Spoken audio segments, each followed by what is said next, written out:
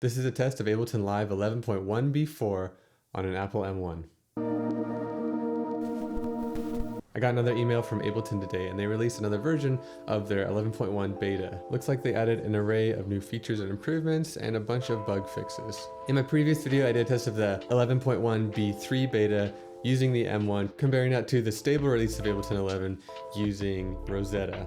And in that video, the results of my test were fairly similar. There was a similar amount of CPU usage on both versions. So I wasn't seeing the performance boost that I was expecting with Ableton becoming a natively Apple Silicon supported application. But it was also the first version of the public beta, and so I know there's a lot of improvements that they are making on it. So now with 11.1b4, I'm gonna do this test again and see if it's any better. Also, in my previous video, there's some comments asking about if you can use x64 Intel plugins on this new beta Apple Silicon native universal app. And it looks like apps have to be updated to support the Apple Silicon natively to even be able to open on the 11.1 version, at least for VSTs. With AU plugins, you can open them, but it automatically opens a process called AU Hosting Compatibility Service. We can compare how well that works versus opening x86 apps on the previous version of Ableton, the Intel Rosetta version. I want to give a shout out to the user and I for this comment and suggestion for a comparison using a bunch of operators playing a single note, a sine wave on the beta version and then on the previous stable release. I feel like this is a really simple and straightforward comparison, and we can really see how different the native Apple support is versus the Rosetta Intel version on the M1. So let's go ahead and open the beta. Okay, so I made this set that has 400 tracks each with operator, and it's just this little loop playing a single note. Also, we have our buffer size at 128, what I like to have it, nice and low latency. And let's just play it and see what happens. All right. We're at a steady 65%. When the loop repeats, we get a little bump to 78. It did trigger the overload indicator, and it triggers it every time the loop repeats, it looks like. Whenever I take that off, it just comes right back. But there's no glitching and artifacts in the audio, and it's all running smoothly. In Activity Monitor, we're at 273%, and our GPU is at 6%. We could try to push this a little bit more. Okay, I'm gonna add 100 more tracks with operator playing a single note. Hopefully this works. All right, let's see. Okay, we have 500 tracks now. Oh, we have 501. I didn't mean to do that. 501 tracks. Here we go. Okay, 82%. Oh, little glitches there, little glitches. So it looks like every time the loop is repeating, we're getting some glitches and the CPU overload is turning on. So this is pushing it a little too much, I think. On Activity Monitor, we're up to 315% and GPU is 5%. The GPU went down, which is kind of weird. I don't know how that works. Maybe it's not really using the GPU. If we look down here, we're using like 62% of our processor. We still have 38% idle. That makes me think that we could actually have more going on in the background. You know, I do have Audacity open in QuickTime doing the screen capture. It's handling it. Now let's compare that to the latest stable release of Ableton 11.0.11. And this is an Intel app running through Rosetta on a Mac Mini M1 with 8 GB of RAM. Same exact computer I did the last test on. Let's see what happens. So once again, we have 400 tracks, each with operator playing a single note. Let's see what happens.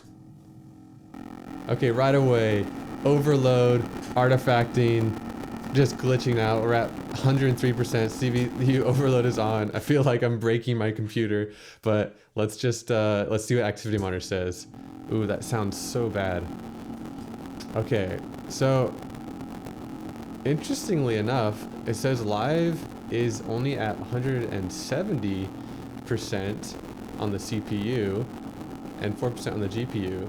So this is actually really weird. It's actually using less of this. It's using less of the CPU. It's using less of the CPU, but it's running Ableton worse. I think this shows with the 11.1 update and the native Apple Silicon support that it's utilizing more of the M1 architecture and the M1 processor to be more efficient at running Ableton Live. But with the Intel x86 version running through Rosetta, it actually just can't handle it. It can't utilize enough of the processor, and it's just overloading Ableton. Now, to duplicate this comparison, I guess we got to go to 500 tracks now. So let's see what this happens. If this breaks my computer, okay, here we go. Adding 100 more tracks. Will it crash Ableton? We got the spinning ball. And once again, 501 tracks, each with operator. Let's see what happens. Okay, yeah, 200%, okay, 130%, just overloaded, completely overloaded. It's just gibberish. It's just, and an activity monitor, still 96%, 100%.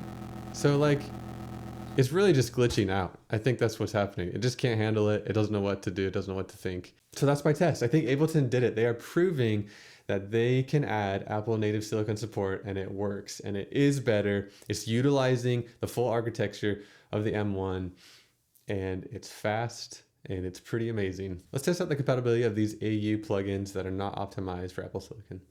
So I tried to make like 10 tracks with Massive running as an audio unit in AU. So it opens the AU hosting compatibility service process. And when I did this, it's live is not responding, and the AU hosting compatibility service thing is not responding either. So literally I just kind of crashed live just from trying to make like 10 tracks using this. Okay, let's try again. I'm just gonna open up some isotope plugins and just see what happens. Okay, so I just have 5 plugins open. I'm not playing anything, and it's taking 25%. If we go to Activity Monitor, we can see this AU hosting compatibility service is taking up all this processing. Live's taking up 10%, and the AU hosting compatibility service is taking up 112%. Like, what's going on? Just a couple plugins, and it's that taxing. Okay, we're back in the stable release here, and let's just try this test again. This is the x86 Intel Rosetta version of Ableton. This is interesting. It's actually 30, 32, 34%. The CPU indicator's on. So it is actually running worse in the Intel Rosetta version of Ableton. So even with this AU compatibility process that runs when you try to use these Intel-based plugins, it is actually faster, the 11.1 version of Ableton with the Apple native support. That's cool, I actually didn't know that. Nonetheless, it's gonna be a lot better to use plugins that have been updated to have native Apple Silicon support. I'm gonna keep testing 11.1 V4 beta, and I'm happy to answer any questions that you guys have. I'm super excited that it actually seems to be getting refined, and they're fixing the bugs, and it seems actually very promising once they come out with the stable release of 11.1. This is going to be huge for anyone that uses M1 Mac, and it's going to make using Live just a dream. Hope this helps you in your decision to get an M1 for use with Ableton Live. I've personally been using this Mac Mini M1 for quite a while now, using the Intel version of Live 11, and it has been great.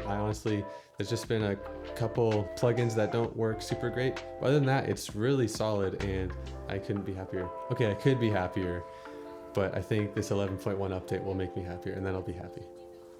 Then I'll be completely happy. Wishing you all the best in your musical creative journey. Create every day.